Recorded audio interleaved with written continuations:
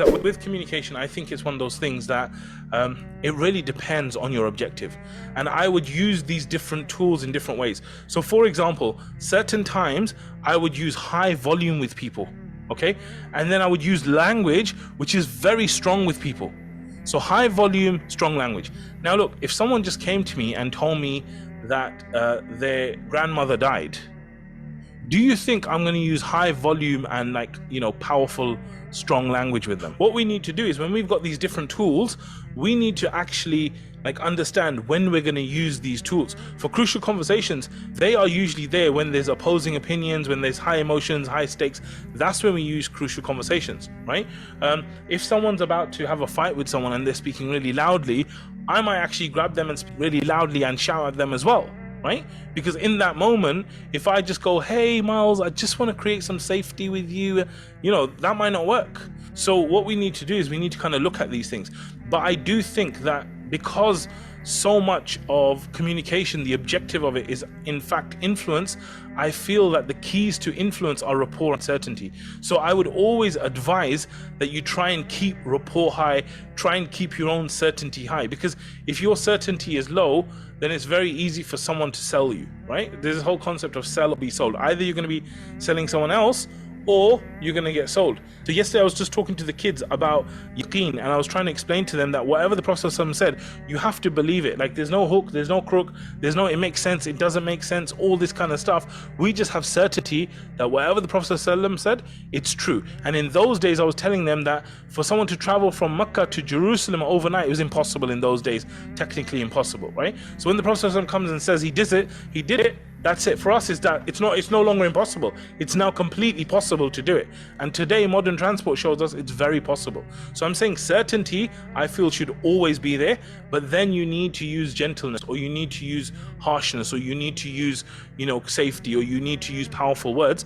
You just use those things as you wish, but in your communication, you want to have certainty, because that certainty will help them to become more certain as well. And when you get deeper into, then what you're going to do is you're going to take your certainty and then you're going to mix it in with your delivery and your pausing and different things and emphasis on words. So for example, after they've said everything and then you've done a restatement and all this kind of stuff, you could then say, but John, there's one thing, and I mean it, there's one thing that you must know and remember about Islam forever from this day forward, and that is. So now it's like, this is coming with so much certainty, right? What is this thing that this guy's gonna say? He's like building it out. What's this thing that I have to remember for the rest of my life, right? Maybe you'll say Islam is for you, right? I don't know, but something you can just implant it in their mind. Your performance basically is based upon the way you're seeing the situation, okay? So how are you seeing the situation? That like what I say to this guy is not going to make a difference. Is it something like that? Like, imagine someone comes to me and says, okay, I'll give you an example, real life example, yeah? Someone keeps coming to me and he keeps saying to me, look, this one guy that you're talking about, you should not be talking about this guy because of XYZ issue, okay? The guy, he keeps coming back to me. I said, first few times I was like, Jazakallah khair, thank you for your advice, coming back, right? But when he keeps coming back to me, I'm like, okay, look, this is your position.